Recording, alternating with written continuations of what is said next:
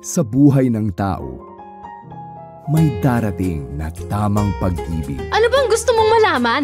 Zeynep, aminin mo na kasi na nagsiselos ka kay Lal. Oo, nagsiselos ako. Pag-ibig na puno ng saya at pag-asa. Noong una kitang nakita, I said to myself na gulong tala ng babaeng to. Pero napansin ko ang kinang ng mata mo tuwing tumitingin ka sa akin. Pag-ibig na ipinaglaban, pinanindigan. Mr. Alihan, mahalaga ka kay Zeynep. At mahalaga siya sa akin. At pag-ibig na wagas at totoo.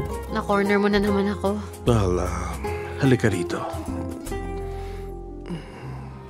Pero sa isang iglap, Alan, anong nangyari sa'yo?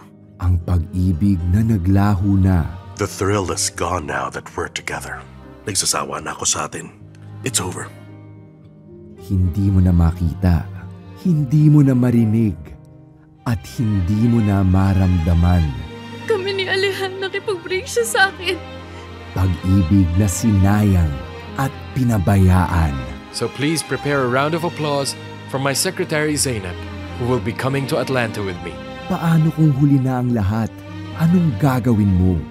Magmamahal ka pa ba? Forbidden Fruit Season 2, coming this February.